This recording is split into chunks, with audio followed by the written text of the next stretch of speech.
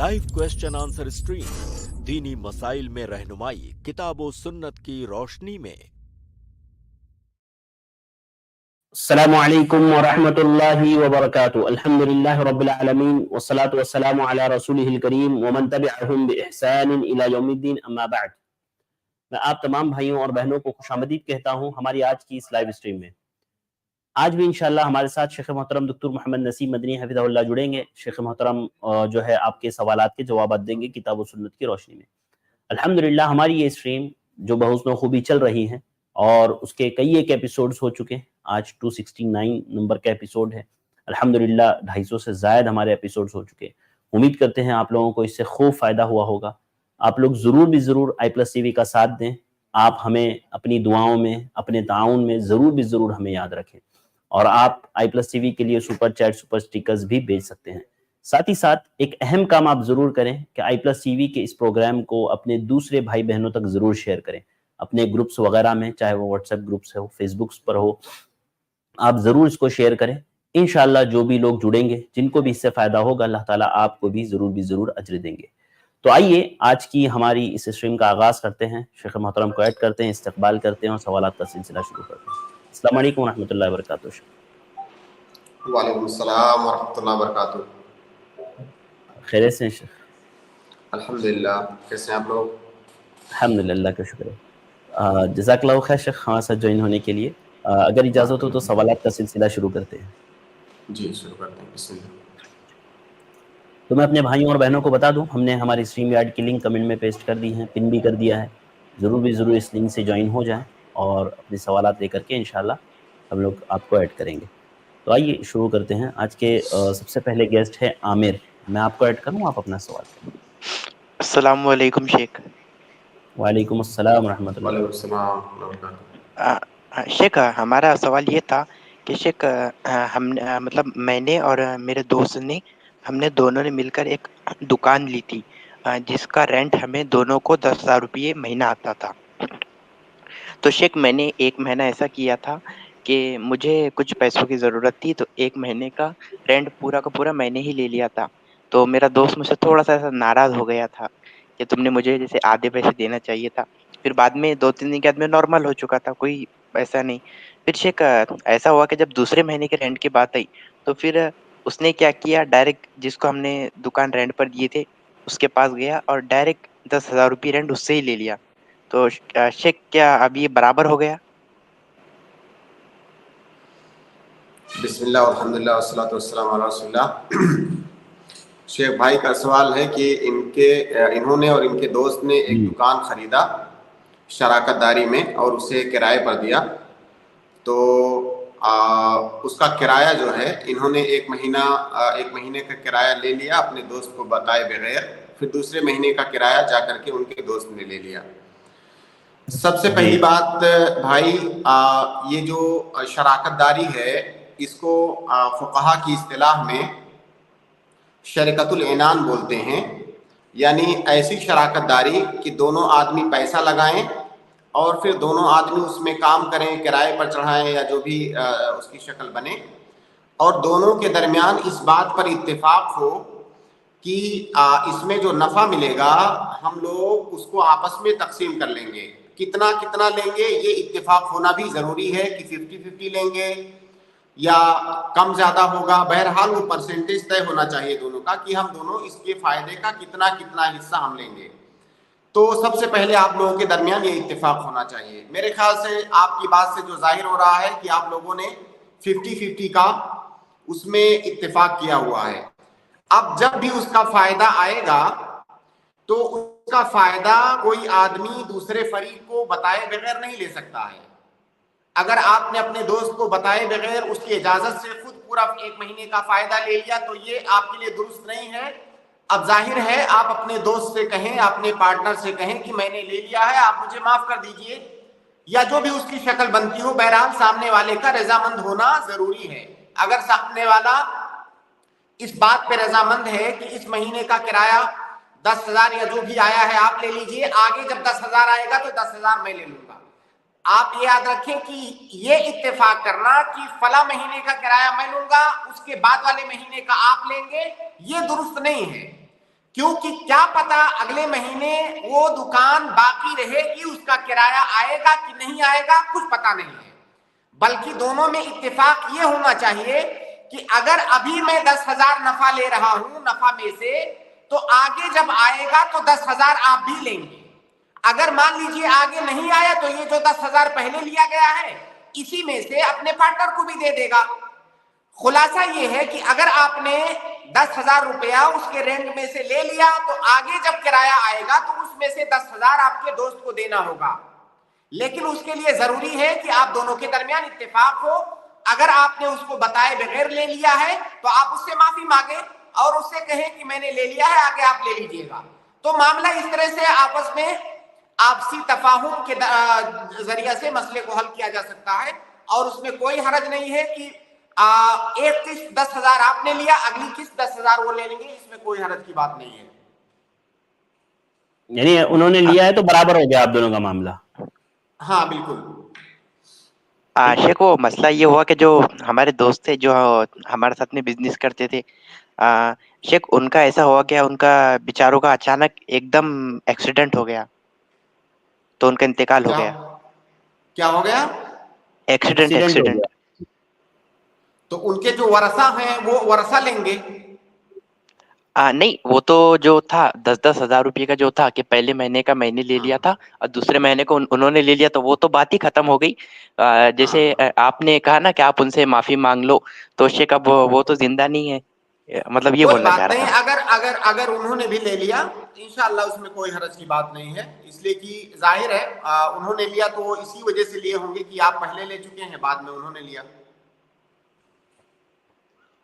جی جی شیخ، یہی سوال تھا شیخ ہمارا. جزاک اللہ. بارک اللہ. اور اس کے بعد اگلے گیسٹ کو میں ایڈ کر رہا ہوں. اگلے گیسٹ ہے سسٹر ہینا. میں آپ کو ایڈ کر رہا ہوں، آپ اپنا سوال کریں. جی سسٹر ہینا، میں نے آپ کو ایڈ کیا ہے، اور ٹھیک یہ والی آئی ڈی میں ایڈ. جی السلام علیکم.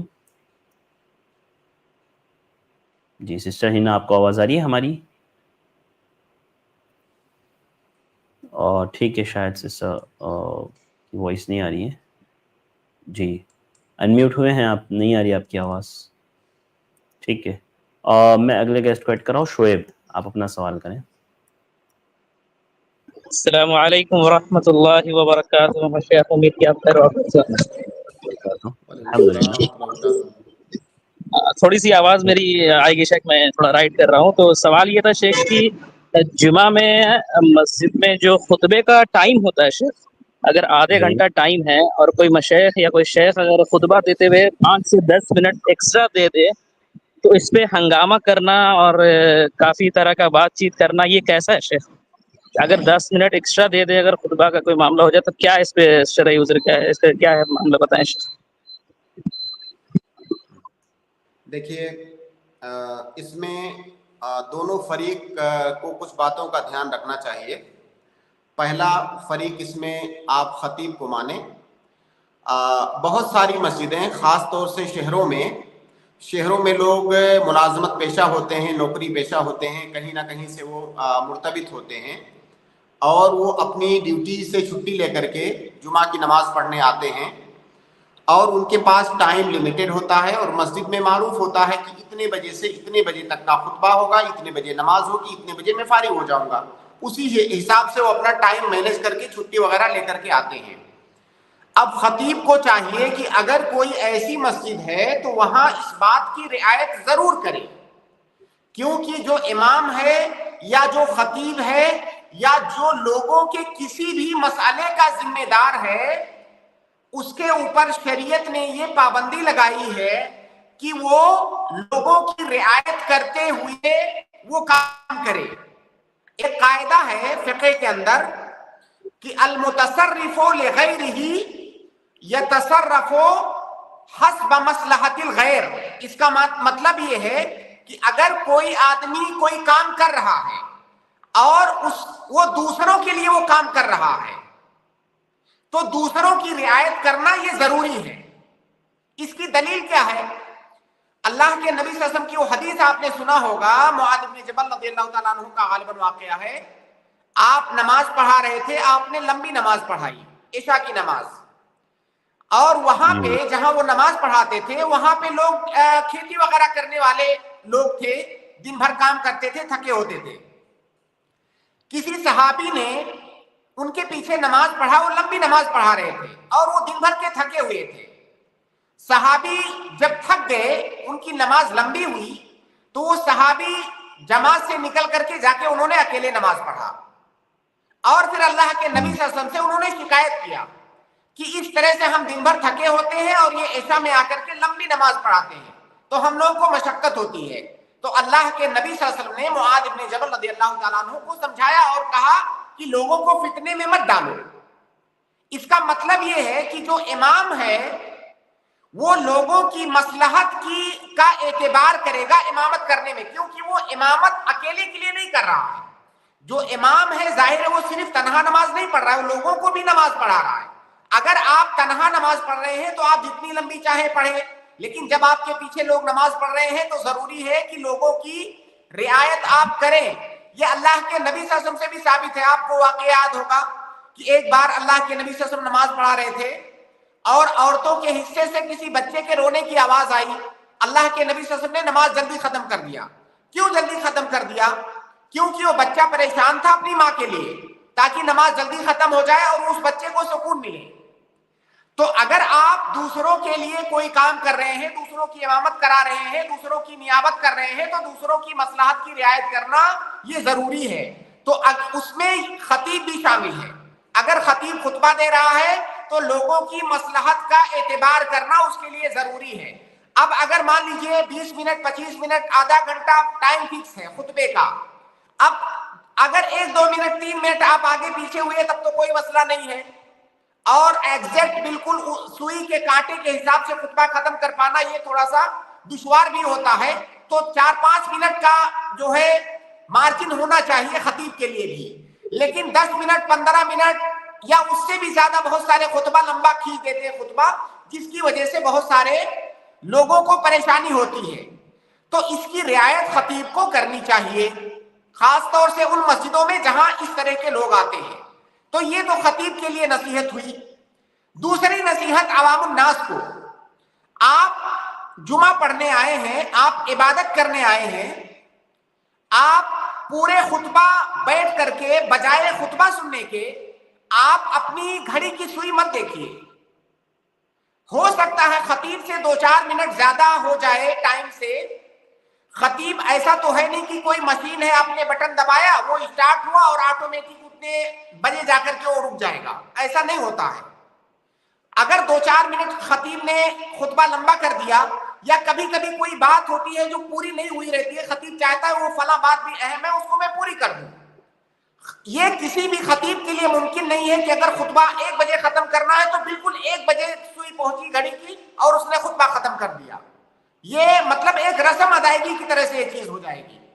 تو سامعین کو بھی چاہیے کہ اگر کبھی اتفاق سے اس طرح سے ہو جائے تو اس پہ ہنگامہ نہیں ہونا چاہیے.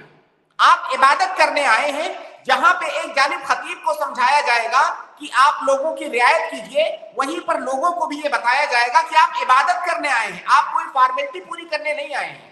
اور کئی جگہ یہ چیز دیکھی جاتی ہے, میں نے خود دیکھا ہے کہ خطیب نے 2 منٹ 4 منٹ 5 منٹ تاخیر کیا, لوگ ہنگامہ کر دیتے ہیں. بھائی اگر اس طرح سے ہنگامہ کرنا ہے تو آپ آتے کیوں ہو؟ تو اتنا مارجن خطیب کو بھی ملنا چاہیے. جہاں ایک جانب خطیب لوگوں کی رعایت کرے, وہیں دوسری جانب لوگوں کو بھی یہ سمجھنا چاہیے کہ ہم عبادت کرنے آئے ہیں, اور یہ جو ہمارے سامنے انسان کھڑا ہوا ہے یہ بھی ہماری طرح انسان ہے, یہ کوئی مشین نہیں ہے. تو اگر ہم دونوں فریق اس بات کا لحاظ رکھیں گے تو انشاءاللہ معاملات خراب نہیں ہونے پائیں گے. جی شیخ جزاکم اللہ خیرا کثیرا. ایک سوال اور ہے شیخ چھوٹا سا. جی میاں بیوی میں شیخ آپ سے پیسے کا ہے کہ ایک دوسرے کو سیونگ کے لیے, مطلب ایک دوسرے نہیں, ہسبینڈ ہی سیونگ کے لیے پیسہ دیتا ہے اپنی وائف کو, تو سیو کرے کچھ پیسہ, ضرورت پڑے تو ان سے مانگتا بھی ہے. اور وائف سے شیخ محبت سے اگر یہ بول دے کہ اگر ان سے 800 روپیہ لیا ہوں تو مجھے واپسی میں 1000 دینا, تو یہ پھر شیخ مطلب کہ کیا کرتے ہیں؟ وائف سے پیسہ لیتا ہے, شوہر وائف کو پاس پیسہ رکھتا ہے شیخ, مطلب سیونگز وغیرہ کے لیے. اور کبھی کبھار ایسا ہوتا ہے کہ پیسہ خود مانگ بھی لیتا ہے, جیسے 800 روپے مانگ لیا اور 800 روپے دیا کہ بھائی خرچے کا 800 روپے تم خرچہ کرو لیکن میرے کو 1000 دینا, ایسے مذاق میں کہہ دے تو کیا ہے؟ دیکھیے بھائی, دیکھیے شیخ ارشد, دیکھیے یہ جو پیسہ شوہر بیوی کے پاس رکھتا ہے اس کی دو حیثیت ہو سکتی ہے. ایک حیثیت تو یہ ہے کہ یہ لو میں نے آپ کو دیا, یہ آپ کا ہے, ٹھیک ہے, تو ایسی صورت میں وہ پیسہ بیوی کا ہو گیا. دوسری حیثیت یہ ہے کہ اس نے سیونگ کے لیے میں حفاظت کرنے دیا ہے کہ اس کو رکھیے, جب مجھے ضرورت ہوگی گھر کے انہیں کو خرچے پیسہ کے دیا لیے. ہے, وہ مطلب پیسہ انہیں کے لیے ہے, انہیں کو دیا ہوا ہے, ان سے بس میں نے ضرورت کے وقت مانگا, اس وقت میرے پاس اویلیبل نہیں تھا. ہاں, تو بات کو گول گول مت گھمائیے. آپ بتائیے کہ بیوی کو دے دیا, آپ شوہر کا پیسہ نہیں رہ گیا. وہ اگر بیوی کو دے دیا کہ یہ اب آپ کا ہے, یہ 10,000 آپ کو ہدیہ, اب وہ بیوی کا ہو گیا. اب بیوی واپس شوہر کو دے نہ دے یہ اس کی مرضی ہے, اگر اس کو ہدیہ کر دیا تو. اب اگر دوبارہ بیوی سے مانگتا ہے تو یہاں پر بھی ہم پوچھیں گے کہ بیوی بطور قرض دے رہی ہے, واپس لینے کی نیت سے دے رہی ہے, یا اس کو بطور ہدیہ دے رہی ہے شوہر کو. اگر شوہر یہ کہہ کے لیتا ہے کہ مجھے آج 1,000 دے دیجئے, میں بعد میں آپ کو واپس کر دوں گا, تو یہ قرض ہے, یہ قرض کی شکل ہے. اب اگر دونوں کے درمیان یہ طے پاتا ہے کہ 1,000 دے دیجئے, کل کو میں آپ کو 1,200 دے دوں گا, تو یہ جائز نہیں ہے, تو یہ سود ہے. اگر شرط رکھ رہے ہیں تو ٹھیک ہے, شوہر نے 1,000 لیا, بعد میں 2,000 دے دی اپنی طرف سے, کوئی مسئلہ نہیں. لیکن اگر شرط رکھی گئی ہے باقاعدہ, تو یہ سود ہے, جائز نہیں ہے. جی شیخ, جزاکم اللہ خیرا کثیرا شیخ. بارک اللہ, بہت بہت شکریہ بھائی. اس کے بعد میں اگلے گیسٹ کو ایڈ کر رہا ہوں, سسٹر مسلمہ, میں آپ کو ایڈ کر رہا ہوں, آپ اپنا سوال کریں. جی, السلام علیکم ورحمۃ اللہ وبرکاتہ. وعلیکم السلام ورحمۃ اللہ وبرکاتہ. شیخ, استخارہ کی نماز ہم کیسے پڑھ سکتے ہیں, اور اس میں نیت کا جو مسئلہ ہے کہ چوز کرنا پڑتا ہے؟ جی, استخارہ کی نماز کے بارے میں شیخ ہم نے ایک دن بہت تفصیل جی, سے ذکر کیا تھا, تو کیا میں ریپیٹ کروں؟ نہیں, ذکر کرنے کی ضرورت نہیں. i+tv میں موجود ہے وہ ویڈیو, انشاءاللہ سسٹم وہاں جا کر کے i+tv ٹائپ کریں گے نا استخارہ کا طریقہ, دکتور نسیم مدنی حفظہ اللہ, تو آ جائے گا انشاءاللہ. جی شیخ, اور جو دعا ہے استخارہ میں جو ہم پڑھتے ہیں, تو اس میں اپنی جو جس وجہ سے ہم استخارہ پڑھ رہے ہیں اس کو بھی مینشن کرنا ضروری ہے بیچ میں, کیونکہ جیسے عربی نہیں آتی تو اپنے لفظ میں. ہاں, اگر آپ کو عربی نہیں آتی ہے تو اپنے الفاظ میں بھی آپ کہہ سکتی ہیں کہ اللہ رب العالمین میں فلاں کام کرنا چاہتی ہوں, اگر یہ کام میرے لیے بہتر ہو تو اللہ رب العالمین اسے میرے لیے میسر بنا, مجھے اس کی توفیق دے اور اس کو میرے لیے آسان بنا. اگر اللہ رب العالمین میں یہ کام میرے لیے, میرے دین کے لیے, دنیا کے لیے, میرے معاش کے لیے, میرے حق میں اگر بہتر نہیں ہے تو اللہ رب العالمین مجھے اس کام سے دور رکھ. اس طرح سے اپنے الفاظ میں بھی کہہ سکتے ہیں. لیکن آپ کیا ہی بہتر ہے کہ ایک مسلمان استخارہ کی دعا یاد کر لے. استخارہ کی دعا کے بارے میں ہے کہ اللہ کے جو روایت ہے اس میں ہے کہ اللہ کے نبی صلی اللہ علیہ وسلم ہم کو استخارہ کی دعا ایسے ہی سکھاتے تھے جس طرح سے قرآن کی کوئی سورت سکھا رہے ہیں, یعنی اتنا زیادہ اہتمام کرتے تھے. جی شیخ, ایک اور سوال تھا. جی بولیے. جیسے جب اذان کی جواب دینے کا وقت آتا ہے تو اس میں ہم اذان کی آواز جیسے سٹارٹنگ سے نہیں آتی, بیچ سے سنائی دیتی ہے, جیسے حی علی الصلاۃ جس وقت ہو رہا رہتا ہے اس وقت سنائی دیتی ہے, تو ایسے میں ہم اذان کا جواب کیسے دیں, کیونکہ سٹارٹنگ سے تو سنیں گے. اذا سمعتم المؤذن فقولوا مثل ما يقول. دیکھیے حدیث کے الفاظ پہ آپ غور کریں گے تو اس سے آپ کو یہ پتہ چلے گا کہ آپ کو اذان کا جواب اس وقت دینا ہے جب آپ اذان سنیں. اب جو اذان کے جو کلمات آپ نے سنے ہی نہیں ہیں ان کا جواب آپ کو نہیں دینا ہے. جہاں سے آپ نے سننا اسٹارٹ کیا ہے وہاں سے آپ کو جواب دینا ہے. ایسا نہیں ہے کہ جو اذان کے کلمات گزر چکے ہیں ان کی آپ قضا کریں گے. آپ نے جہاں سے سنا ہے وہاں سے آپ جواب دیں گے. ٹھیک ہے سسٹر. جی شیخ, واضح ہے, جزاک اللہ خیرا. یہ استخارہ والی ویڈیو کی لنک دیکھیے میں نے کمنٹ میں ڈال دیا ہے, کمنٹ میں نے پیسٹ کر دیا ہے, اور لکھ دیا استخارہ کا طریقہ. آپ اس پر کلک کریں گے تو انشاءاللہ جی اس ویڈیو پر پہنچ جائیں گے, اس میں پوری تفصیل ہے. جی شیخ جزاک اللہ. بارک اللہ فیکم. اس کے بعد میں اگلے گیسٹ کو ایڈ کر رہا ہوں, ام ایمن, آپ اپنا سوال کریں. السلام علیکم ورحمۃ اللہ وبرکاتہ شیخ. السلام ورحمۃ اللہ وبرکاتہ. شیخ مجھے اس کی دلیل چاہیے تھا اگر کہ سورہ واقعہ جب مغرب کو پڑھیں گے تو اس سے فقر و فاقہ نہیں ہوگا. یہ بہت سے لوگ بتاتے ہیں, پوچھتے ہیں, تو اس کے صحیح دلیل ہے کیا شیخ اس کے لیے؟ یہ میرے خیال سے یہ حدیث ضعیف ہے. اگر آپ چاہتے ہیں تو میں اس کا حوالہ دے دوں. یہ حدیث ضعیف حدیث ہے کہ سورہ واقعہ پڑھیں گے تو فقر و فاقہ نہیں ہوگا. اور جب یہ حدیث ضعیف ہے تو آپ کو حوالے کی ضرورت نہیں ہے میرے خیال سے. آپ کیوں اس میں پریشان ہوں گے؟ وہ ضعیف حدیث ہے. جی شیخ, اوکے جزاک اللہ خیر. اگر فقر و فاقہ سے بچنا ہے تو میں آپ کو دعا بتاتا ہوں, اگر آپ پڑھنا چاہیں تو. جی شیخ بتائیے ضرور, بتا پڑھیں گے؟ جی شیخ انشاءاللہ ضرور. آپ کثرت سے استغفار کیجئے, کثرت سے استغفر اللہ کثرت کے ساتھ جتنا زیادہ کر سکتے ہو کریں. آپ قرآن کے اندر بھی اللہ رب العالمین نے اس کے بارے میں فرمایا ہے کہ اگر جو استغفار کرتا ہے تو اللہ رب العالمین اس کو روزی دیتا ہے, اولاد دیتا ہے, مال دیتا ہے, بارش برساتا ہے. سورہ نوح کی وہ آیت آپ پڑھیں, فَقُلْتُ اسْتَغْفِرُوا رَبَّكُمْ إِنَّهُ كَانَ غَفَّارًا يُرْسِلِ السَّمَاءَ عَلَيْكُمْ مِدْرَارًا وَيُمْدِدْكُمْ بِأَمْوَالٍ وَبَنِينَ وَيَجْعَلْ لَكُمْ جَنَّاتٍ وَيَجْعَلْ لَكُمْ أَنْهَارًا. جی شیخ جزاک اللہ خیر. بارک اللہ فیکم. السلام بہت علیکم بہت ورحمۃ اللہ. شکریہ. اے ایم, میں آپ کو ایڈ کر رہا ہوں, آپ اپنا سوال کریں. ہلو السلام علیکم شیخ. وعلیکم السلام ہلو ورحمۃ اللہ. ہاں شیخ, میرا سوال تھا کہ میڈیکل ٹیسٹ کے لیے سپرم سیمپلس پوچھتے ہیں, تو اس کے لیے میسٹربیشن کرنا یا مستجنی بولتے ہیں, تو جی کیا وہ جائز ہے یا ناجائز؟ جائز ہے. دیکھیے جائز ہے. ضرورت کے وقت حرام چیزیں مباح ہو جاتی ہیں بقدر ضرورت. یہ اب ہماری شریعت کا رول ہے کہ بقدر ضرورت وہ حرام چیز آپ کے لیے مباح ہو جاتی ہے. تو جو سچویشن آپ نے بیان کیا اس میں جائز ہے انشاءاللہ. اور اس کے بعد غسل کرنا ضروری ہے؟ ہاں بالکل ضروری ہے, بالکل ضروری ہے.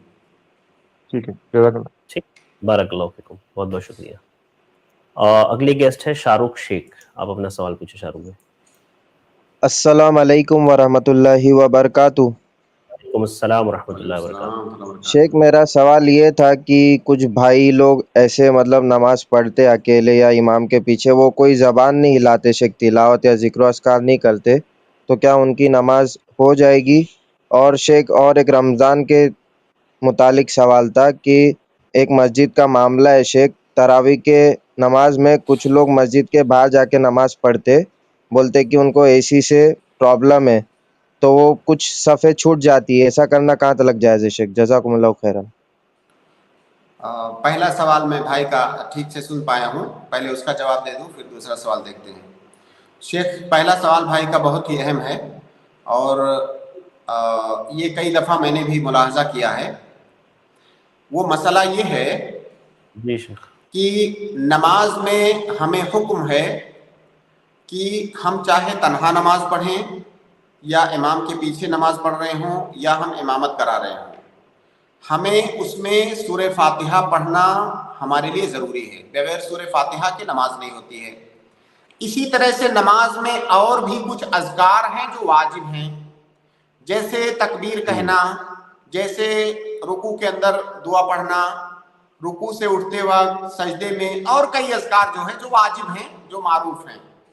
ان اذکار کو ہمیں پڑھنے کے لیے کہا گیا ہے نماز میں. اگر ہم نماز اس میں نہیں پڑھتے ہیں تو ہماری نماز نہیں ہوگی. اب سوال یہ ہے کہ پڑھنے کا مطلب کیا ہے؟ پڑھنے کا مطلب کیا ہے؟ تو ایک پڑھنا ہوتا ہے دل کے اندر پڑھنا, جیسے آپ منہ بند کیے ہوئے ہیں, آپ دل میں سورہ فاتحہ پڑھ رہے ہیں, آپ دل میں اللہ اکبر بول رہے ہیں, دل میں سبحان ربی الاعلیٰ بول رہے ہیں. ایک تو یہ ہے, اور دوسرا ہے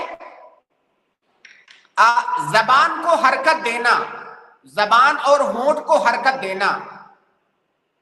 تو آپ یہ یاد رکھیں کہ عربی زبان میں تلاوت یا قراءہ جس کو کہتے ہیں، پڑھنا یا تلاوت کرنا، یہ زبان یا ہونٹ کو حرکت دیے بغیر اگر کوئی کر رہا ہے تو اس کو تلاوت یا قراءہ نہیں کہیں گے۔ اگر کوئی آدمی دل میں سورہ فاتحہ پڑھ رہا ہے، منہ اس کا بند ہے، ہونٹ اس کے سلے ہوئے ہیں، زبان میں کوئی حرکت نہیں ہے، تو اس کو قراءہ نہیں کہیں گے، اس کو تلاوت نہیں کہیں گے۔ ایسی صورت میں آپ کی نماز نہیں ہوگی، کیونکہ جیسے میں نے شروع میں بتایا کہ ذکر کے 3 مراتب ہیں۔ ابن القیم وغیرہ نے ذکر کیا ہے اس کو بہت تفصیل سے۔ ذکر کے 3 مراتب ہیں۔ ذکر کا پہلا مرتبہ یہ ہے کہ آپ جو ہے دل کے اندر بھی ذکر کریں اور زبان سے اس کو ادا بھی کریں اور اس میں غور و فکر بھی کریں۔ پہلا مرتبہ یہ سب سے اعلیٰ مرتبہ، زبان سے ادا بھی کر رہے ہیں، دل کے اندر بھی کر رہے ہیں اور دماغ سے اس پہ غور بھی کر رہے ہیں، یہ پہلا مرتبہ، اعلیٰ مرتبہ۔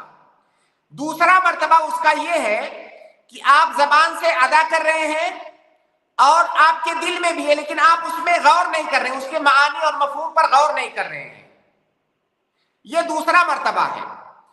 تیسرا مرتبہ یہ ہے کہ آپ اس کو صرف دل میں ذکر کر رہے ہیں، زبان سے بھی ادا نہیں کر رہے ہیں، نہ تو اس کے معانی پر تو غور کرنے کا سوال ہی نہیں ہے، آپ زبان سے بھی نہیں ادا کر رہے ہیں، فقط دل میں ذکر کر رہے ہیں۔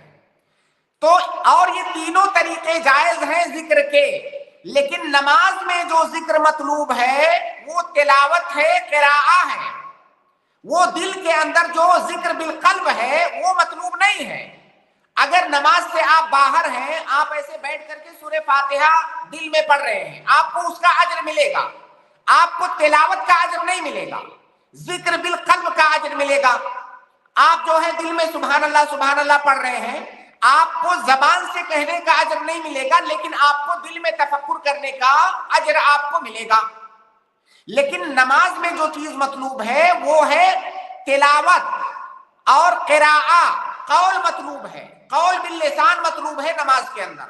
تو اگر کوئی نماز کے اندر اذکار کو دل میں پڑھتا ہے، زبان کو ہونٹ کو حرکت نہیں دیتا ہے، تو اس نے وہ کام نہیں کیا جو اس سے مطلوب ہے، تو اس کی نماز نہیں ہوگی۔ لہذا نماز میں منہ سے ادا کرنا ضروری نہیں ہے کہ آواز نکلے، آواز نکلنا ضروری نہیں ہے، لیکن اس کو زبان اور ہونٹ کو حرکت دینا یہ ضروری ہے، کیونکہ اس کے بغیر اس جو ہے ذکر بالقول یا ذکر باللسان نہیں ہو سکتا۔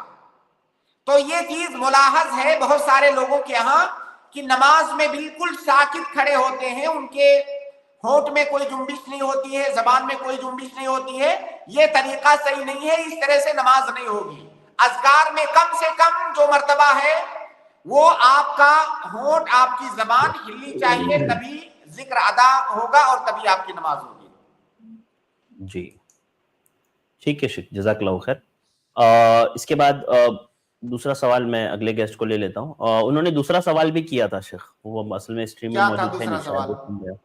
دوسرا سوال ان کا یہ تھا شیخ کہ تراویح کے وقت کچھ لوگ جو ہے باہر جا کر کے نماز پڑھتے ہیں اور کہتے ہیں کہ اے سی کی وجہ سے جو ہے ٹھنڈی ہو رہی ہے، تو اس وجہ سے وہ لوگ جو ہے صحن وغیرہ میں مسجد کے نماز ادا کرتے ہیں، تو کیا یہ درست ہے؟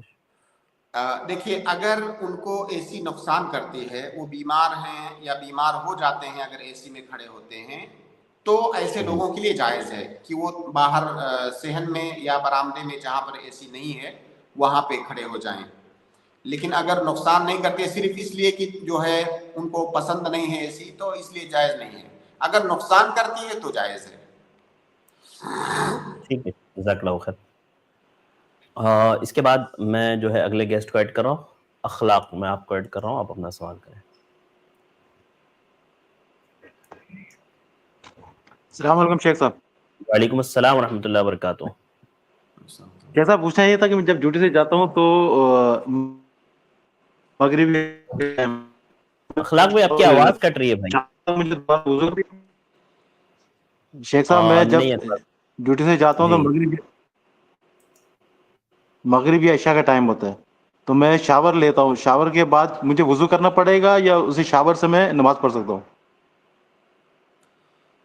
देखिए ये इस बात पर डिपेंड करता है कि शावर जो आप लेते हैं अगर ये गुस्ले जनाबत हो तब फिर आपको वजू करने की जरूरत नहीं है, लेकिन ये आम शावर लेना अगर है तो फिर वजू करने की जरूरत है आपको।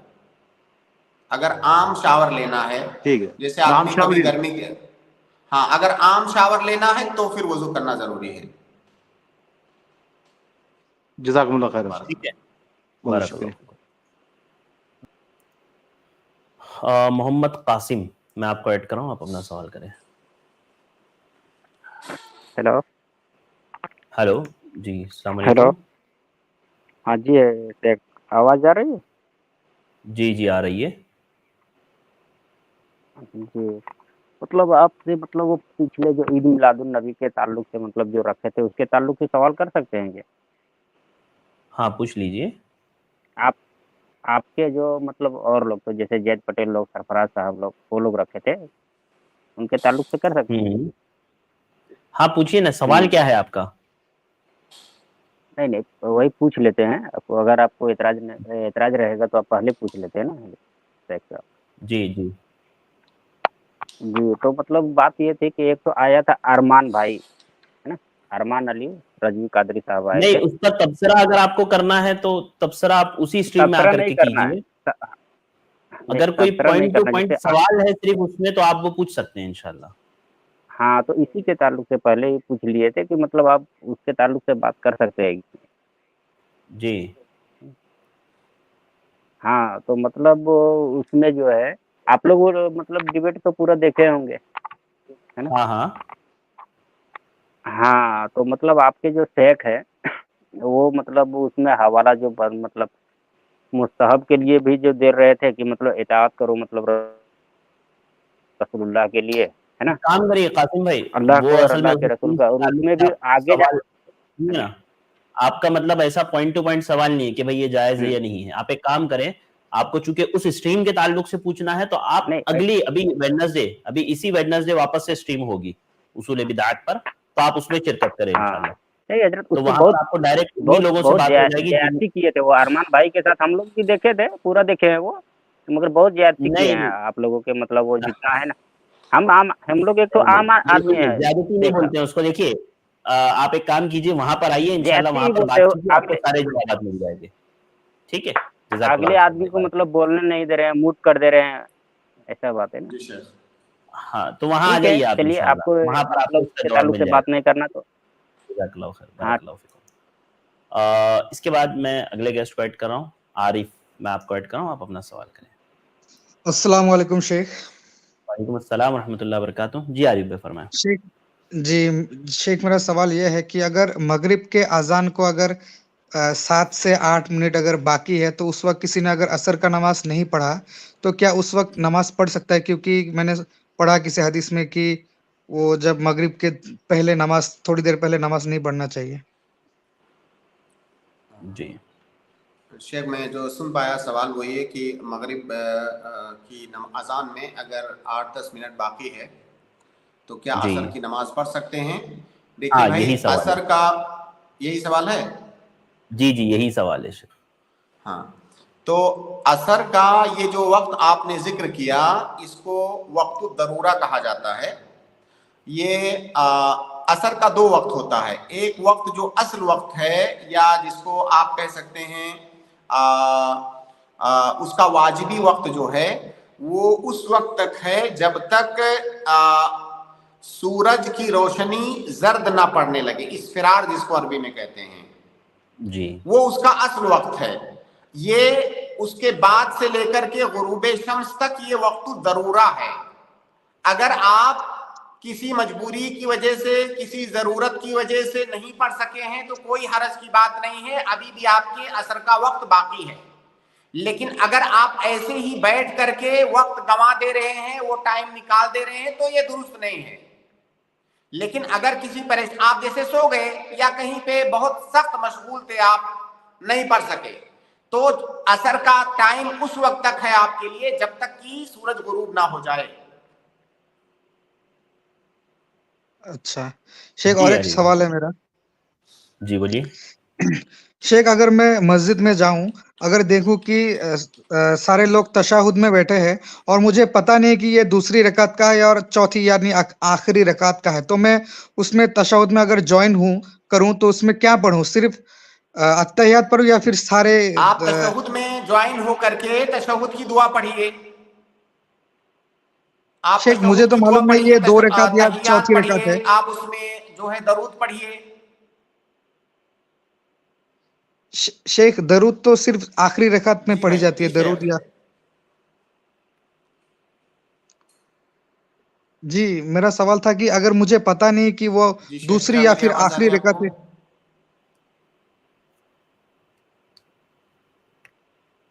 जी आरिफ में। जी, मेरी आवाज आ रही है आपको? जी जी आ रही है। जी, मेरा सवाल था कि अगर मुझे मालूम ना हो तो दूसरी या फिर चौथी रकात है तो उसमें क्या पढूं? जी शेख, आपको आवाज आ रही है हमारी? थोड़ा सा कट के आ रही है, सेकंड में अभी लीव करके ज्वाइन कर रहा हूँ शेख। एक मिनट। जी जी ठीक है शेख। इंशाल्लाह भाई आरिफ भाई वेट करें, इंशाल्लाह अभी आपको इंशाल्लाह जवाब दिया जाएगा। जी, अरशद भाई आप रिपीट कीजिएगा। मेरा सवाल ये था कि अगर मैं नमाज में जाऊं, मस्जिद में जाऊं, अगर सारे लोग तशहुद में बैठे हैं, अगर मुझे मालूम नहीं कि वो दूसरी रकात का है या फिर आखिरी रकात का है, अगर मैं उसी वक्त ज्वाइन करूं तो मैं उस वक्त क्या पढूं? क्योंकि मुझे पता नहीं ठीक, दूसरी या फिर चौथी रकात है। समझ गया सवाल। ठीक है, अभी शेख ज्वाइन होंगे इंशाल्लाह तो मैं ऐड करता हूँ। मैं जो है गुल मोहम्मद को जो है रिमूव कर रहा हूँ यहाँ से, क्योंकि शेख स्टूडियो फुल है तो शेख ऐड नहीं हो पाएंगे। तो मैं अपने भाइयों और बहनों से गुजारिश करूंगा कि अभी फिलहाल के लिए कोई भी स्टूडियो ज्वाइन ना करें। जी आ गए हैं शेख। अस्सलाम वालेकुम शेख। जी शेख, अस्सलाम वालेकुम। वालेकुम अस्सलाम रहमतुल्लाहि व बरकातुहू। मेरी आवाज़ आ रही है शेख आपको? हाँ अभी आ रही है जी। जी जी। भाई का सवाल ये है शेख, वो ये पूछना चाह रहे हैं कि जो है अगर वो जैसे इमाम अगर तशहुद में है और वो जाकर के इमाम से मिल जाए और उनको पता ना हो कि ये दूसरी रकात का है या चौथी रकात का है, तो वो क्या पढ़े पूछ रहे हैं। उसमें तशहुद की दुआ पढ़ेंगे। तशहुद के जो अज़कार हैं उनको जानने की जरूरत भी नहीं है कि पहली तशहुद है कि दूसरी, उससे फर्क नहीं पड़ता है।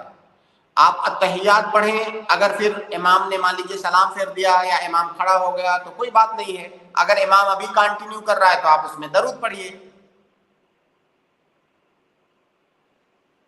ठीक है, जज़ाकल्लाह शेख, डाउट क्लियर हो गया। बारकल्लाह, बहुत बहुत शुक्रिया आरिफ, जज़ाकल्लाह खैर। इसके बाद मैं अगले गेस्ट को ऐड कर रहा हूँ। सिस्टर हिना, मैं आपको दोबारा ऐड कर रहा हूँ, आप अपना सवाल करें। अस्सलाम वालेकुम शेख। अस्सलाम रहमतुल्लाहि व बरकातुहू। मुझे 2 सवाल करने। एक सवाल ये है कि क्या आप किसी के ऊपर जो कि आपसे दूर है, आपके साथ नहीं है, आप उसको तसव्वुर करके आप उस पे जो रुकिया होता है वो पढ़ के दम कर सकते हैं? क्या कोई किसी जी दूर शेख। रहने वाले शख्स पर पढ़ के दम कर सकते हैं, ये सवाल है शेख जी इनका। जी जी शेख, यही सवाल है। देखिए, दम करना तो डायरेक्ट होता है ना, या तो उस इंसान के ऊपर दम किया जाए या पानी या किसी खाने वाली चीज में दम करके उसको दिया जाए, वो इस्तेमाल करे। अगर वो दूर है तो आप कैसे दम करेंगे उस पे? दूर रहने वाले इंसान पर कैसे दम कर सकते हैं? तो रुकिया पढ़ के अगर कोई उनको, जैसे कोई बीमार है, मेरे रिश्तेदार हैं और वो बहुत दूर मुझसे रहते हैं, तो अब उनके पास कोई ऐसा है नहीं जो वो पढ़ सके उनके ऊपर, तो मैं उन पे पढ़ती हूँ, तो मैं व्हाट्सएप करके पढ़ती हूँ पर दम नहीं कर पाती सुनिए, हूँ। दम नहीं कर सकते। उसका एक तरीका है जो बहुत सारे उलमा इस्तेमाल करते हैं, वो तरीका है टेलीफोन पे आप आवाज आप पढ़ रहे हैं, सामने वाला सुन रहा है आपकी आवाज को, तो जाहिर है कुरान का और अज़कार को सुनने का भी असर होता है। तो आप दम तो नहीं कर सकते, वो दूर है तो दम कैसे करेंगे, लेकिन वो आपकी आवाज सुन सकता है। आप या तो रिकॉर्ड करके उसको दे दें या डायरेक्ट आप रुकिया पढ़ें और कान में लगा करके वो आपकी आवाज सुने। ठीक है। और दूसरा सवाल मेरा ये है कि जैसे आपके ऊपर हालात आते हैं तो अक्सर हम किसी दूसरे इंसान को बता रहे होते हैं कि अभी मैं मुश्किल में हूँ या परेशानी में हूँ या गम में हूँ, तो जाहिर सी बात है वो अल्लाह की तरफ से होती है, लेकिन उन हालातों को अल्लाह की तरफ मंसूब करना ये अदब के खिलाफ है, क्योंकि अल्लाह की तरफ से तो सिर्फ खैर ही आती है। तो किस तरीके से बात करनी चाहिए, मतलब जुमला कैसे इस्तेमाल करना चाहिए अल्लाह के लिए? جی شیخ کیا کہا بہن نے؟ میں سوال سسٹر نے سوال یہ کیا شیخ کہ جیسے کوئی شر اگر پہنچ جاتا ہے تو ہم خیر کی نسبت تو اللہ تعالیٰ کی طرف کر دیتے ہیں، تو کسی کو بتانے کے لیے شر کی نسبت کیسے ہم کریں؟ دیکھیے شر اللہ کی اجازت کے بغیر، اللہ کے حکم کے بغیر شر نہیں ہوتا ہے کوئی. تو شر کی نسبت کا اللہ کی طرف نسبت کا مطلب یہ ہے کہ اللہ کے حکم اور اس کی اجازت کے بغیر نہیں ہو سکتا ہے، ورنہ شر کی نسبت اللہ تعالیٰ کی طرف نہیں کی جائے گی. یعنی فی نفسی جو شر ہے اس کی نسبت اللہ کی طرف نہیں کی جائے گی. وہ شر اللہ کی اجازت اور اس کے حکم کے بغیر آپ کو نہیں پہنچ سکتا ہے، یہ نسبت کا مطلب ہے. تو مطلب کسی کو بتانا ہو کہ مجھ پہ یہ حالات ہیں تو ہم یہ کہیں کہ یہ ہماری طرف سے ہی ہے، مطلب ہم ہی نے اپنی جانوں پہ ظلم کیا ہے، تو یہ ہماری طرف سے نہیں، طرف سے تو اللہ تعالیٰ کے طرف سے مطلب ہونے کا اللہ نے حکم دیا ہے، اللہ نے اجازت دی ہے تو وہ شر آپ کے اوپر آیا ہے. ہاں اس کا سبب کبھی کبھی اس کا سبب آپ کے اعمال بھی ہو سکتے ہیں، تو ہماری طرف سے نہیں ہے، سب کچھ اللہ کی طرف سے ہی ہے، اللہ کی اجازت اور اس کے حکم کے بغیر نہیں آ سکتا. طرف سے ہونے کا تو مطلب یہ ہوا کہ ہم نے لایا ہے اس کو، ہم نے نہیں، اللہ کی اجازت کے بغیر وہ نہیں آ سکتا. ہو سکتا ہے ہمارے اعمال، ہمارے معاصی، ہمارے گناہ اس کا سبب ہوں، لیکن وہ اللہ تعالیٰ کی طرف سے ہی ہے. تو بیماری وغیرہ کا اگر ہم بولتے ہیں تو اس میں کوئی گناہ تو نہیں ہے نا کہ اللہ کی طرف سے بیماری آ گئی ہے، ایسے ہاں بولنا؟ بالکل اللہ کی طرف سے ہی آتی ہے، کوئی شک نہیں ہے اس میں. اللہ کی اجازت کے بغیر بیماری نہیں آتی ہے، اور بیماری ضروری نہیں ہے کہ وہ شر ہی ہو. بیماری ایک مومن کے لیے خیر ہوتی ہے، اس کے گناہوں کا کفارہ ہوتی ہے، اسے جو ہے غفلتوں سے، نیند سے بیدار کرنے کے لیے ہوتی ہے. تو بہت سارے اس میں خیر کے پہلو ہوتے ہیں، گرچہ ظاہری طور سے اسے تکلیف ہوتی ہے، لیکن اگر وہ صبر کرے، احتساب کرے تو خیر کا پہلو بھی اس میں تلاش کر سکتا ہے وہ. ٹھیک ہے، جزاک اللہ خیر، شکریہ. بہت بہت شکریہ. اس کے بعد میں اگلے گیسٹ کو ایڈ کر رہا ہوں. سسٹر شمع، آپ اپنا سوال کریں. جی سسٹر شمع، میں نے آپ کو ایڈ کیا، آپ کو آواز آ رہی ہے تو انمیوٹ کریں اور جلدی سے اپنا سوال پوچھیں. السلام علیکم ورحمۃ اللہ وبرکاتہ. وعلیکم السلام ورحمۃ اللہ وبرکاتہ. ہاں ایک سوال پوچھنی تھی ہم کو. جی جی. کیا خواتین اذان سے پہلے نماز پڑھ سکتی ہیں کیا؟ اگر نماز کا وقت ہو گیا ہے، اگر نماز کا وقت ہو گیا ہے تو اذان ہونا یہ ضروری نہیں ہے نماز صحیح ہونے کے لیے.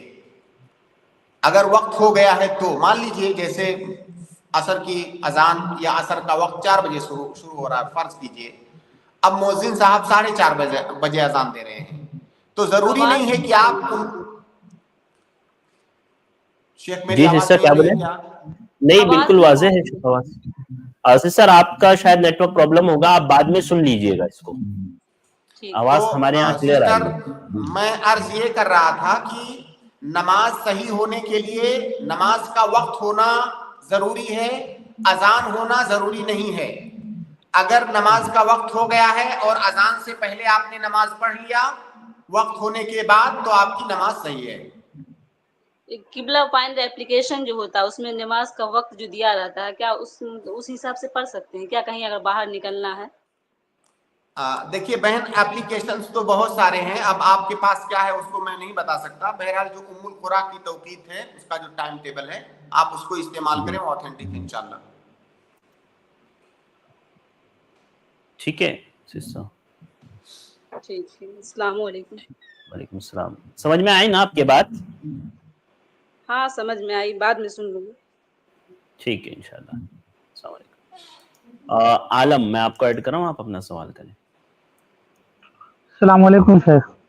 وعلیکم السلام. شیخ میرا 2 سوال ہے میرے چھوٹے سے. سوال ایک نماز کے تعلق سے ہے. ہم تشدد میں جیسے ہماری نماز چھوٹ جاتی ہے اور آخری تشدد میں ہم بیٹھتے ہیں تو امام کے سلام پھیرنے کے بعد کھڑے ہوں گے یا پہلے؟ اور میرا دوسرا سوال ہے، پہلے ایک لے لیتے ہیں. ہاں کیا ہے سوال بھائی کا شیخ؟ کیا آواز تھوڑی کر دیں. تشہد کہتے ہیں بھائی، تشدد نہیں، تشہد اس کو کہتے ہیں. بھائی کا سوال یہ ہے شیخ، تشہد میں اگر ہم جا کر کے ملے ہیں اور ہماری رکعتیں چھوٹی ہیں تو ہم کب کھڑے ہوں گے؟ امام کے سلام پھیرنے سے، یعنی مکمل سلام پھیرنے سے پہلے کھڑے ہوں گے یا اس کے بعد کھڑے ہوں گے سلام پھیرنے کے بعد؟ جب امام دوسرا سلام پھیر کے فارغ ہوگا تب کھڑے ہوں گے. یہ ان غلطیوں میں سے ہے جو بہت سارے لوگ کرتے ہیں. بہت سارے علماء نے تو یہاں تک کہا ہے کہ اس آدمی کی نماز باطل ہو جائے گی اگر امام نے کمپلیٹ سلام نہیں پھیرا ہے, اس سے پہلے آپ کھڑے ہو گئے تو امام آپ انتظار کیجئے, امام پہلا اور دوسرا دونوں سلام سے جب فارغ ہو جائے اس کے بعد آپ کھڑے ہوئیے.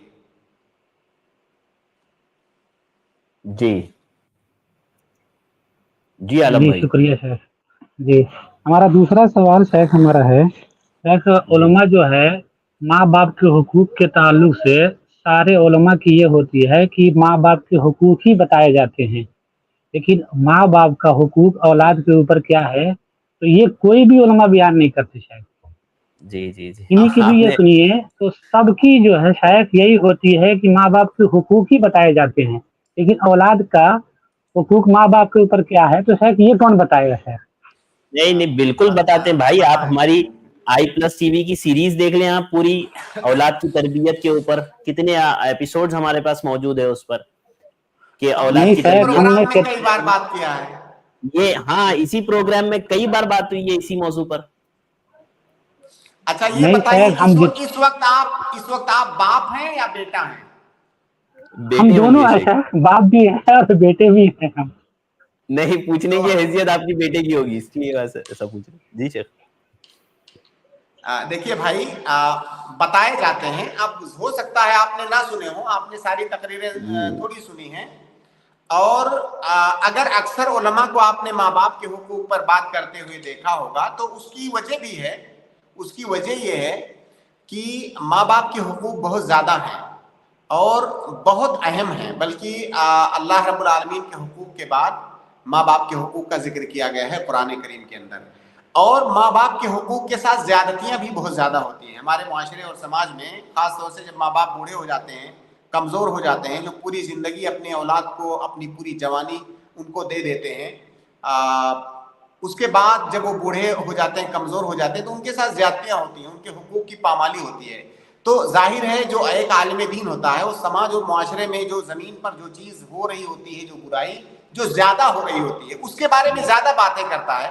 لیکن اس کا یہ مطلب نہیں ہے کہ لوگ باتیں نہیں کرتے ہیں. بہت جب وہ مسئلہ آتا ہے, سوال آتا ہے, اس طرح کی کوئی چیز ہوتی ہے تو اس پر بھی بات کی جاتی ہے.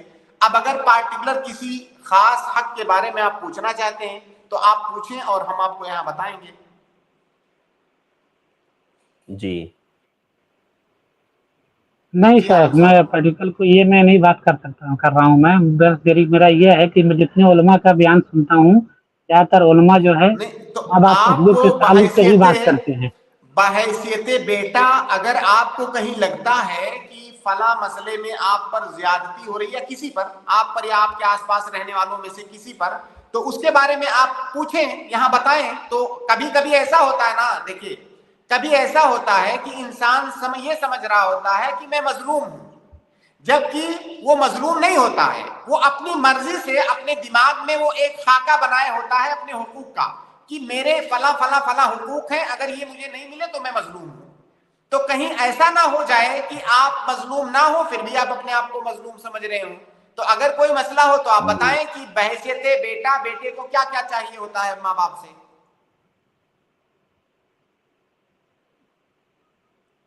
بلکہ جو میں نے دیکھا ہے شیخ, میں نے جو ملاحظہ کیا ہے, دیکھیے زیادتیاں دونوں طرف سے ہوتی ہیں, لیکن جو میرا مشاہدہ ہے وہ یہ کہ اپنے معاشرے میں ماں باپ اپنے بچوں کو سب کچھ دے دیتے ہیں. سب کچھ دینے کے بعد بھی اگر کہیں پر تھوڑی سی کوتاہی ہوتی ہے تو بچے سمجھتے ہیں کہ یہ میرا حق ہے جو کہ میرے ماں باپ مجھے نہیں دے رہے ہیں. جیسے میں آپ کو ایک مثال دوں جو تقریباً پورے ہندوستان میں رائج ہے, تقریباً جیسے بیٹے کی شادی ہوئی, اب بیٹا جب بالغ ہو گیا تو بیٹے کا خرچہ ماں باپ کے اوپر نہیں ہے, ماں پر تو ویسے بھی نہیں ہے. ماں پر تو وہ بحیثیت عورت, اس پر کوئی بھی چیز واجب نہیں ہے مالی اعتبار سے, باپ پر ہی ہوتا ہے. جب بچہ بالغ ہو گیا اب باپ کے اوپر کوئی بھی چیز واجب نہیں ہے اس کے تئیں کہ اس کو نانو نفقہ دے. بیٹا جائے, خود کمائے, خود شادی کرے, خود بیوی کا مہر دے, بیوی کے لیے خود گھر بنائے, بیوی کا خرچہ, بچوں کا خرچہ اپنے خود پورا کرے, یہ اس کی ذمہ داری ہے. آپ بتائیے ہندوستان میں کتنے % بچے ایسے ہیں جو اس بات کو جانتے ہیں کہ بالغ ہونے کے بعد میرے باپ پر میرے لیے کچھ بھی واجب نہیں ہے. ہاں اگر محنت مزدوری کرنے کے بعد بھی میں نہیں پورا کر پا رہا ہوں اپنا خرچہ اور میرے والد صاحب غنی ہیں تو وہ مجھے صرف اتنا دیں گے جس سے میرا خرچہ چل جائے، مجھے عیش کرانا ان کی ذمہ داری نہیں ہے۔ یہ کتنے پرسنٹ ایسے اولاد ہیں جو یہ سمجھتے ہیں کہ باپ کے پیسے پر عیش کرنا میرا حق نہیں ہے؟ یہ کتنے لوگ جانتے ہیں بتائیے؟ اکثر نوجوان تو یہی سمجھتے ہیں کہ میرے باپ کے پاس اگر کروڑوں ہے تو ضروری ہے کہ مجھے عیش کرائے، گھر سے میں بالغ ہو گیا ہوں، یہ واجب نہیں ہے باپ کے اوپر۔ اور جب شادی کر کے آپ اپنی بیوی کو لائے، کتنے نوجوان ہیں جن کو یہ پتا ہو یا جن کو معلوم ہو کہ میری شادی کروانا اصلاً میرے باپ کی ذمہ داری نہیں ہے، ہاں اگر میں غریب ہوں، فقیر ہوں، مسکین ہوں، نہیں کر سکتا تو میرا باپ مدد کرے گا، لیکن اصلاً اس کی ذمہ داری نہیں ہے۔ شادی کے بعد گھر بنا کر کے دینا میرے لیے اور میری بیوی کے لیے میرے باپ کی ذمہ داری نہیں ہے، میری ذمہ داری ہے۔ جب میرے بچے پیدا ہو گئے، اب میرے باپ کی ذمہ داری نہیں ہے کہ میری بیوی اور میرے بچوں کا خرچہ اٹھائے، ان کو گھر دے، یہ میرے باپ کی ذمہ داری نہیں ہے۔ بتائیے کتنے نوجوان اس کو جانتے ہیں؟ اب چونکہ یہ بات نہیں جانتے ہیں، اور جب ان کے والدین ان کو کہیں پر تھوڑی سی کوئی کوتاہی ہوتی ہے بچوں کے حساب سے تو سمجھتے ہیں میرا باپ ظالم ہے، میری ماں ظالم ہے، جبکہ وہ ظالم نہیں ہے، یہی اصل ہے۔ اب بتائیے عالم بھائی۔ جی عالم بھائی۔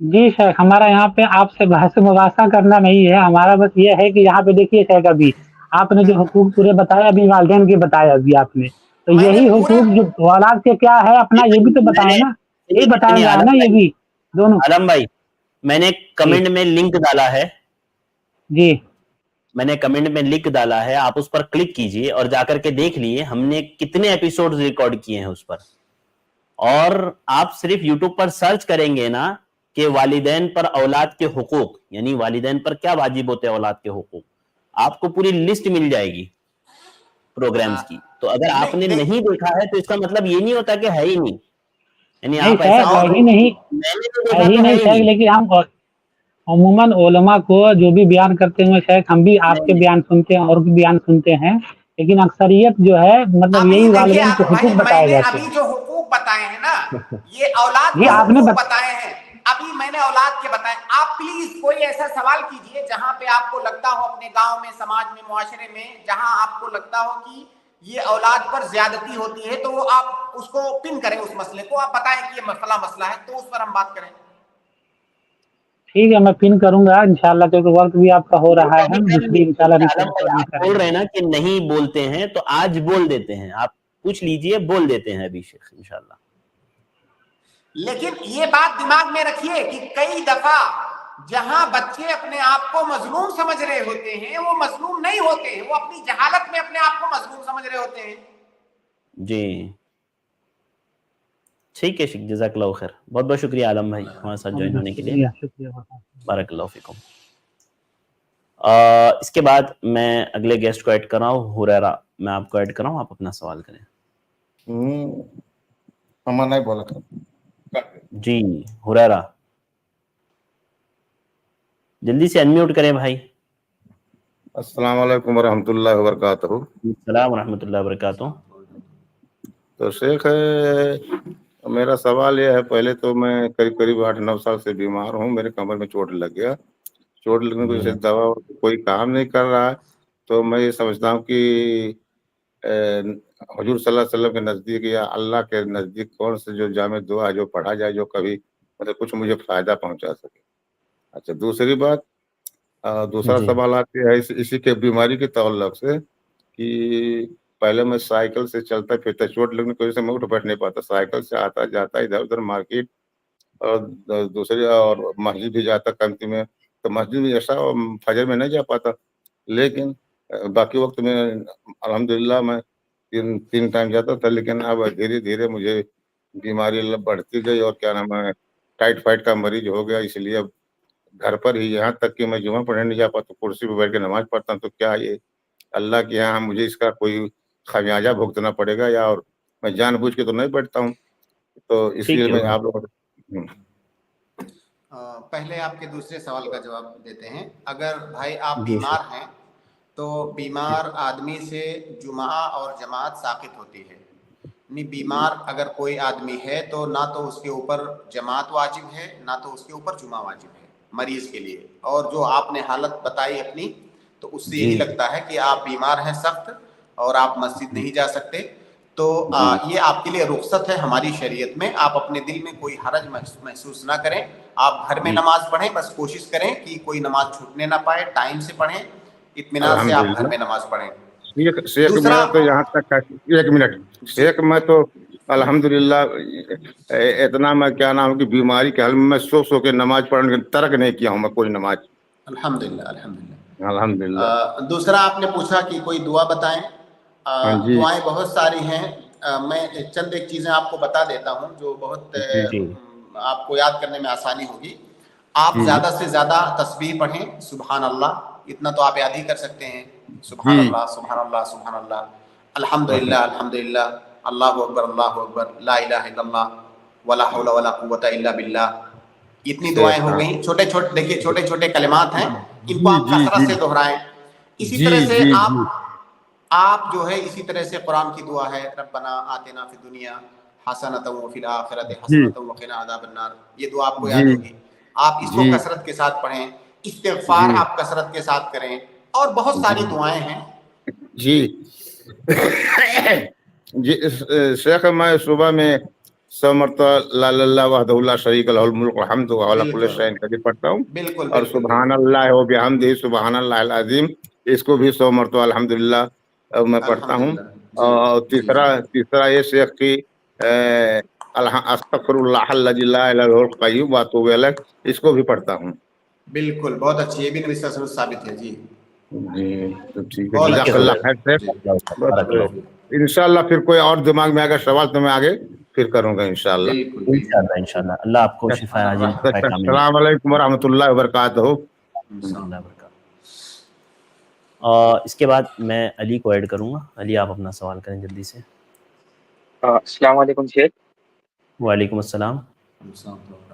शेख, मेरा ये सवाल है कि हज़रत मोहम्मद सल्लल्लाहु अलैहि वसल्लम की एक हदीस है कि क़यामत के पहले ज़िना होगा, उससे वो हदीस का असल मफ़हूम क्या है? क्योंकि हम देखते हैं कि ज़िना एक टाइप का नहीं होता, बहुत टाइप का ज़िना होता है। बात करना, गैर महरम को देखना और उसके ऊपर बदनज़री करना। और हम देख रहे हैं कि हमारे मुल्क में रेप केसेस भी बहुत मर रहे हैं, तो उससे असल मुराद क्या है हदीसों का? उसमें सब चीज़ें आएंगी शेख। जी शेख, जी ठीक है, इंशाल्लाह भी जवाब देंगे हम। देखिए, अल्लाह के नबी सल्लल्लाहु अलैहि वसल्लम की हदीस है, सही बुखारी और मुस्लिम की रिवायत है, इन्ना मिन अशरातिस साआ अन युरफा अल इल्म व यस्बुत अल जहल व युशरब अल खम्र व यज़हर अज़-ज़िना। ठीक है, तो कई चीजें इसमें जिक्र है कि क़यामत की निशानियों में से एक ज़िना भी है। और जब ज़िना खाली मुतलक तौर से ज़िना बोला जाता है तो उससे जो हकीकी ज़िना है वो मुराद होता है। ज़िना ज़बान से होता है, आँख से होता है, हाथ से, पाँव से होता है, जैसा कि हदीस के अंदर आया है। लेकिन जब मुतलक तौर से खाली ज़िना बोला जाए, उसको मुदाफ ना किया जाए किसी दूसरे कलमे की तरफ, तो उससे जो हकीकी ज़िना आप समझ रहे हैं वो ज़िना मुराद है। ये पहली बात। दूसरी बात, क़यामत की निशानियों में से ज़िना भी है और फवाहिश का रिवाज पाना और फवाहिश का फैलना है भी है। तो जाहिर है, आप जो ये जिन चीजों का जिक्र आपने किया कि लोगों का देखना गैर महारिम की तरफ, अजानिब की तरफ, इनका ताल्लुक फवाहिश से है, तो ये भी क़यामत की निशानियों में से है। तो दोनों के दरमियान कोई ऐसा जो है तारुफ वाली कैफियत नहीं है। ज़िना भी उन निशानियों में से है और फवाहिश का फैलना, मुनकरात का फैलना, ये भी क़यामत की निशानियों में से है। और जी शेख, एक छोटा सा सवाल कि अगर एक आदमी कोई गैर इस्लामी हुकूमत में रह रहा है कंट्री में, और अगर उससे ज़िना हो जाए तो सिर्फ सच्ची तौबा काफी रहेगी या उसे कोई कफ़ारा अदा करना पड़ेगा? क्योंकि ज़िना की सजा है 100 कोड़े बरसाने से। जी, एक बात यहाँ आपके सवाल के जवाब से पहले मैं छोटा सवाल आपसे करूँगा। अगर कोई आदमी ज़िना करता है غیر محسن یعنی غیر شادی شدہ، تو شریعت میں اس کی سزا ہے 100 کوڑے. تو آپ یہ بتائیے، اگر آپ کو معلوم ہو تو مجھے بتائیے کہ یہ جو 100 کوڑے مارنے کا کام ہے یہ کون کرے گا؟ یہ حکومت کے ہاتھ میں ہے نا شیخ. ہاں، حاکم وقت کرے گا. یہ بات دماغ میں اچھی طرح سے بیٹھا لیں کہ جتنے بھی حدود ہیں شریعت میں، چاہے زنا کی حد ہو، چوری کا حد ہو، یا جو بھی دوسرے حدود ہیں، قذف کا حد ہو، یہ سارے حدود جن کو حدود کہا جاتا ہے شریعت میں، شراب پینے کا حد ہے، یہ حکومت قائم کرے گی، حاکم وقت قائم کرے گا. ظاہر ہے جہاں پہ حکومت نہیں ہے اسلامی تو اسلامی حاکم نہیں ہے. اب بہت سارے ہمارے تحریکی بھائی جو بہت سارے خارجی اور تحریکی اور تکفیری قسم کی ذہنیت رکھنے والے اس پوائنٹ کو نہیں سمجھتے ہیں. فلاں آدمی نے فلاں گناہ کیا، اب اس پر ہم حد قائم کریں گے. انڈیویجول کوئی فرد حد نہیں قائم کر سکتا ہے. اگر کوئی فرد حد قائم کر رہا ہے تو یہ جرم ہے. حاکم حد قائم کرے گا. تو حاکم تو کوئی ہے نہیں، تو ظاہر ہے حد کام کو ماننا، اس کا اقرار کرنا، شریعت کے اس حکم کو ماننا یہ ہمارے اوپر واجب ہے. لیکن ساتھ میں یہ بھی ایک زمینی حقیقت ہے کہ یہاں پر حاکم نہیں ہے اسلامی، تو کون ظاہر کون قائم کرے گا اس کو؟ ایسی صورت میں وہ آدمی سچی توبہ کرے، اس کے پاس اور کوئی چارہ نہیں اس کے علاوہ. اس کا کوئی کفارہ نہیں ہوگا سے؟ توبہ کفارہ ہی تو ہے. جی جی سر. ٹھیک ہے، جزاک اللہ خیر علی بھائی، بارک اللہ فیکم، بہت بہت شکریہ. جزاک اللہ خیر شیخ وقت دینے کے لیے. چونکہ ہمارا وقت ختم ہو گیا ہے تو اسٹریم کو آج ہم لوگ یہیں پر ختم کرتے ہیں. بہت بہت شکریہ، انشاءاللہ پھر ملاقات ہوگی کل کی اسٹریم میں. جزاک اللہ خیر، بارک اللہ فیکم، السلام علیکم ورحمۃ اللہ وبرکاتہ. اس کے بعد میں اپنے بھائیوں اور بہنوں کا شکر گزار ہوں اور معذرت خواہ ہوں جن بھائی بہنوں کے نمبر نہیں آ پائے. آپ لوگوں سے گزارش کروں گا کل آئیں آپ ضرور، میں انشاءاللہ آپ لوگوں کو ایڈ کروں گا. اور انشاءاللہ پہلے اگر آپ مجھے نظر آتے ہیں تو پہلے آپ لوگوں کو لوں گا، اور انشاءاللہ پہلے آپ لوگوں کے سوالات لیے جائیں گے. آج کے لیے بس اتنا ہی. مجھے دیجیے اجازت، انشاءاللہ کل کے اسٹریم میں دوبارہ آپ لوگوں سے ملاقات ہوگی. بارک اللہ فیکم. السلام علیکم ورحمۃ اللہ وبرکاتہ.